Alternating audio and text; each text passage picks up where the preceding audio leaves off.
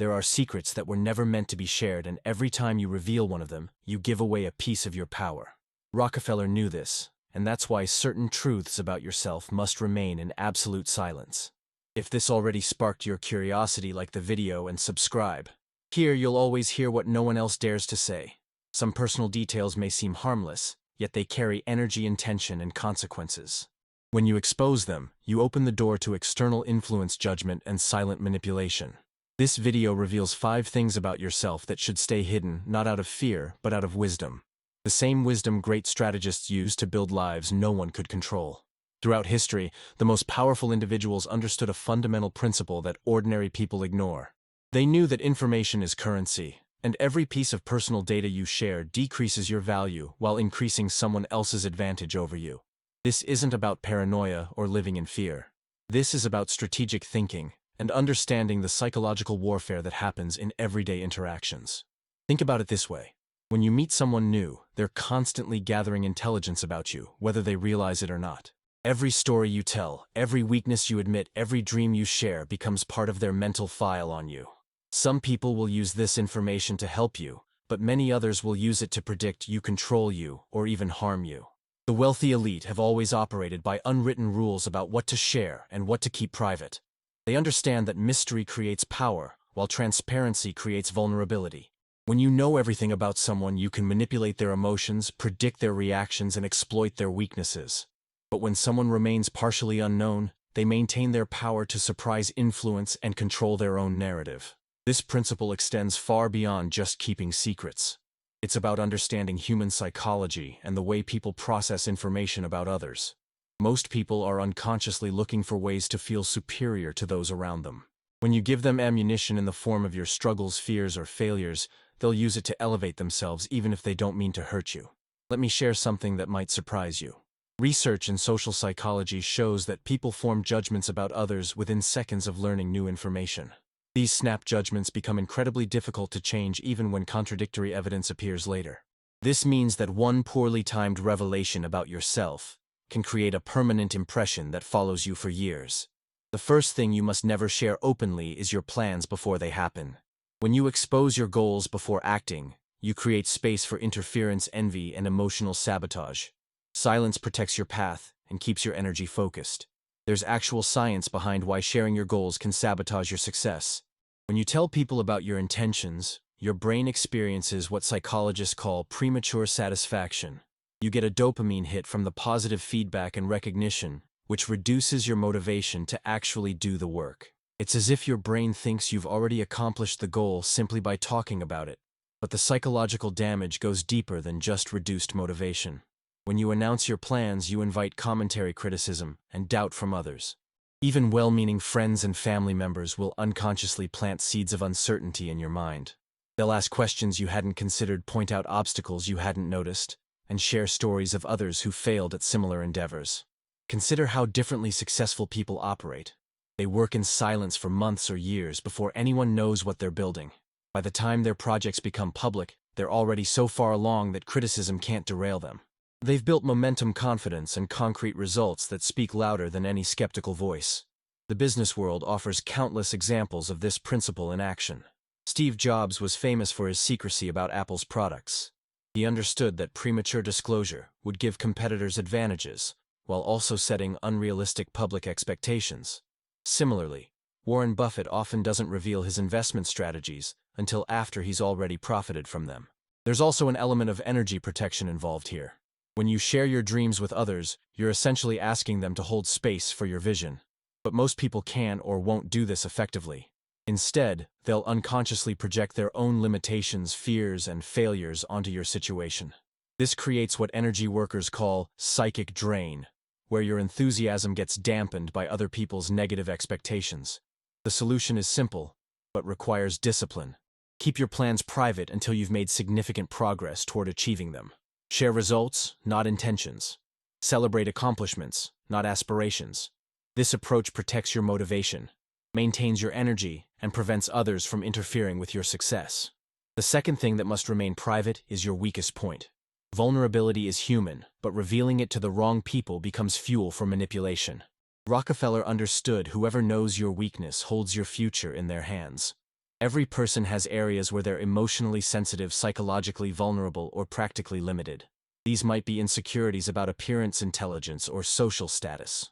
They could be fears about abandonment, rejection, or failure. Sometimes they're practical limitations like financial constraints, health issues, or lack of certain skills. The problem with sharing these vulnerabilities is that you never know who will use them against you later. Someone who seems trustworthy today might become an enemy tomorrow. Someone who appears supportive might actually be gathering information to use in future conflicts. Even people who genuinely care about you might unconsciously use your weaknesses to maintain power over you in the relationship. Think about workplace dynamics for a moment. If you tell a colleague that you're insecure about public speaking, they might use this information to volunteer for presentations that should rightfully be yours. If you admit that you struggle with certain technical skills, they might position themselves as indispensable, while subtly undermining your confidence. These dynamics often happen unconsciously, but the damage is very real. In personal relationships, the stakes are even higher. When you reveal your deepest fears and insecurities to romantic partners, friends, or family members, you're essentially giving them a roadmap for how to hurt you if the relationship goes bad. During arguments, they'll know exactly which buttons to push to cause maximum emotional damage. During breakups, they'll know which accusations will devastate you most effectively. The manipulation can be even more subtle than direct attacks. People who know your weaknesses will often use them to control your behavior through what psychologists call operant conditioning. If they know you crave approval, they'll withdraw it when you don't comply with their wishes. If they know you fear abandonment, they'll threaten to leave when you assert boundaries. If they know you feel guilty easily, they'll use shame to manipulate your decisions. This doesn't mean you should never be vulnerable with anyone. Deep relationships require some level of emotional intimacy and mutual understanding, but there's a difference between selective vulnerability with truly trustworthy people and indiscriminate oversharing with anyone who will listen. The key is to reveal your struggles and limitations gradually over time, as people prove their trustworthiness through consistent, supportive behavior. Even then, certain core vulnerabilities should remain protected. Everyone deserves to have some aspects of their inner world that belong only to them. Professional therapists and counselors can provide a safe space to explore your deepest vulnerabilities without the risk of manipulation or betrayal. They're bound by confidentiality rules and trained to help rather than exploit. This might be a healthier option than burdening friends or family members with information they're not equipped to handle constructively. The third critical secret involves your real financial situation. Money, assets, opportunities. Financial information attracts comparison, expectations, and hidden intentions. The less you show, the safer you remain. Money is one of the most emotionally charged topics in human society. It represents security, status, power, and freedom to most people. When others know details about your financial situation, they automatically start making judgments, calculations, and plans based on that information. These mental processes happen whether people are conscious of them or not. If people think you have more money than you actually do, they might expect you to pay for things, make loans, or live up to a lifestyle you can't actually afford. This creates pressure to spend beyond your means just to maintain appearances. Many people have destroyed their financial futures trying to keep up with false impressions about their wealth.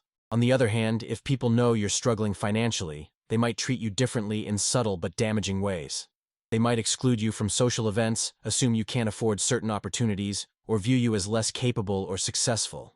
Some might even take advantage of your situation by offering unfair deals or expecting free services. There's also the issue of changing relationships when financial dynamics shift. Friends who treated you as equals when you were all struggling might become resentful, jealous, or demanding if your situation improves significantly. Family members might suddenly have expectations or feel entitled to share in your success. These changing dynamics can destroy relationships that were previously healthy and supportive. The workplace presents particular challenges around financial disclosure. If colleagues know you're desperate for money, they might use this against you in salary negotiations, project assignments, or workplace politics. If they know you have substantial savings or other income sources, they might assume you don't need raises, promotions, or better working conditions. Even sharing positive financial news can backfire in unexpected ways. When people know about your investments, business success, or inheritance, they might view you as a target for requests, loans, or even theft.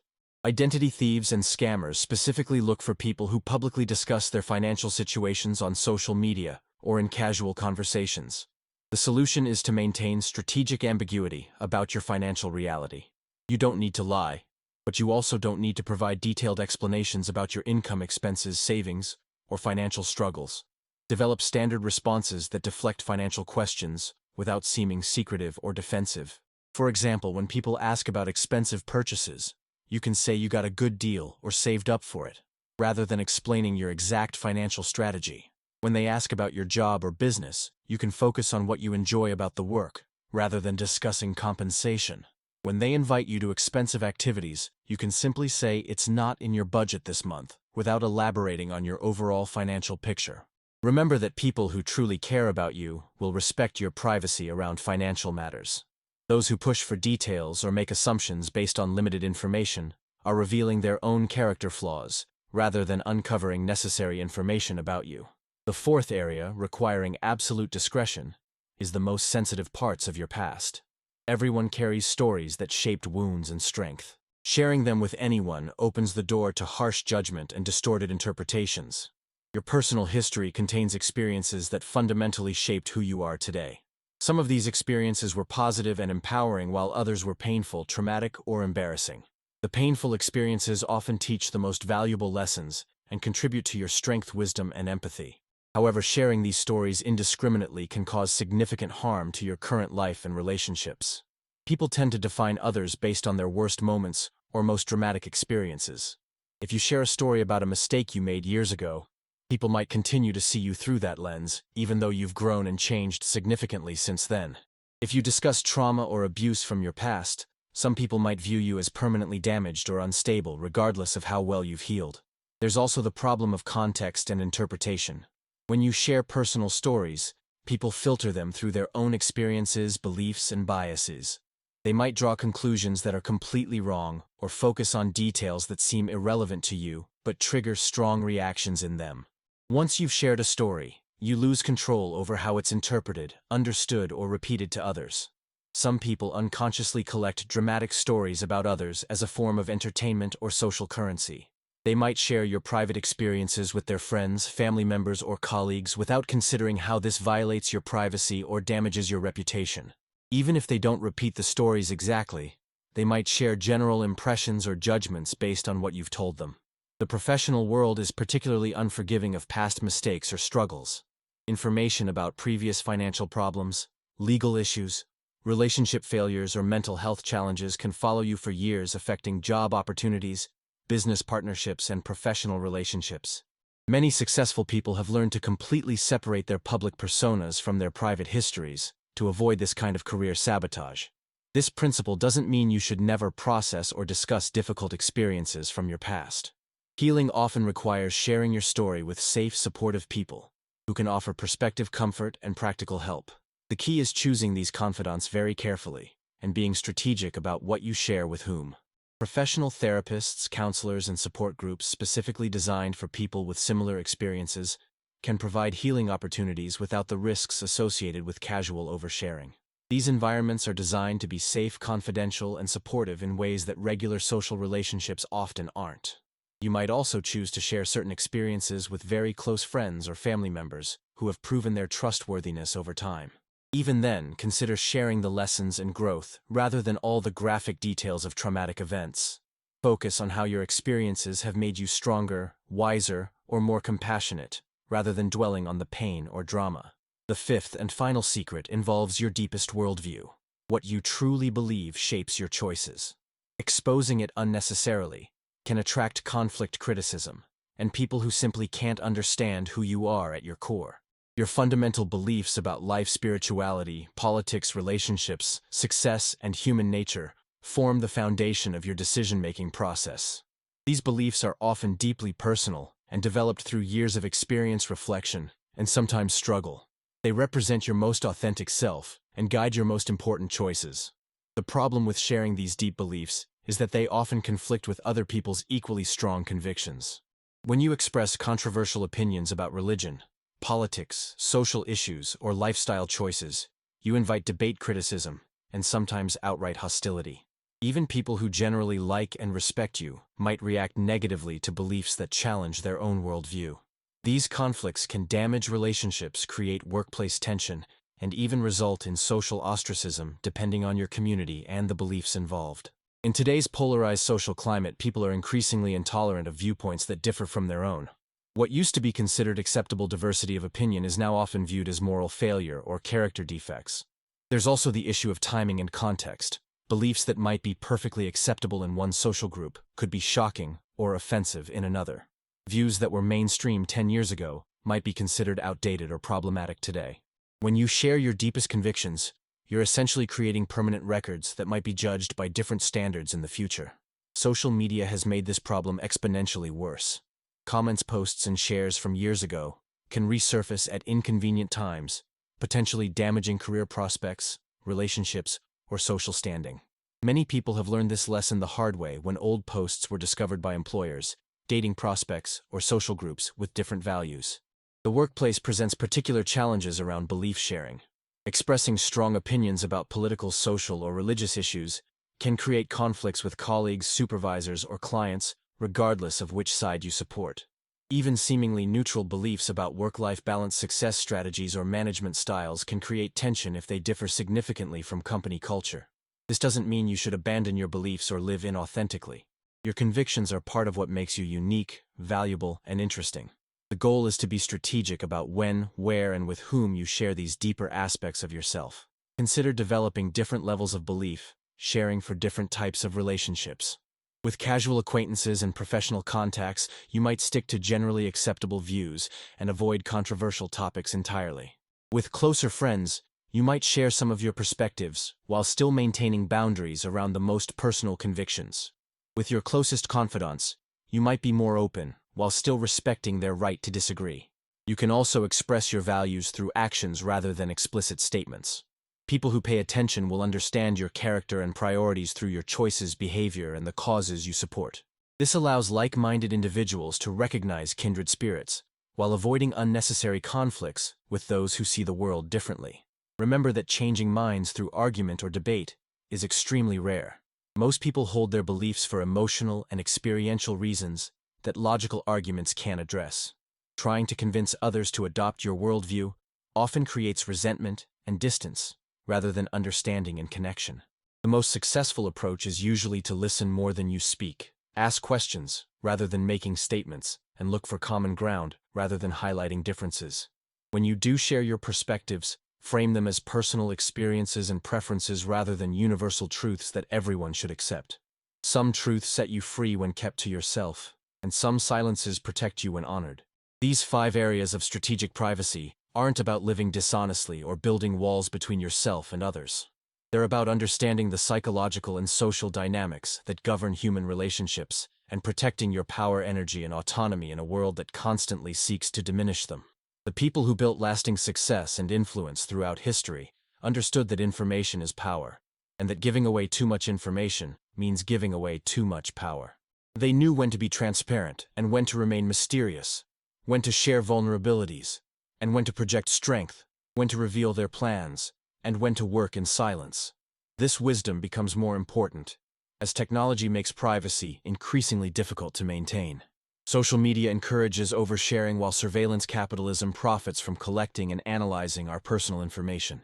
In this environment, choosing what to keep private becomes an act of self-preservation and strategic thinking.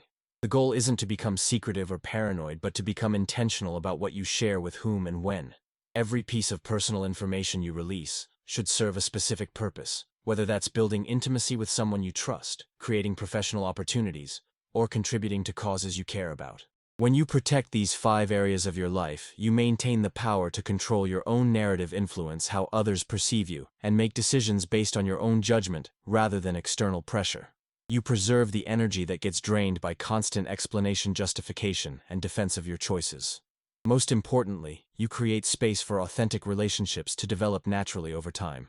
When you don't overshare early in relationships, you give people the opportunity to appreciate you for who you are right now, rather than judging you based on your past mistakes, future dreams, or inner struggles. If any part of this resonated with you, comment. I protect my energy. Like and share if it made sense. Some secrets don't hide who we are, they preserve who we are becoming.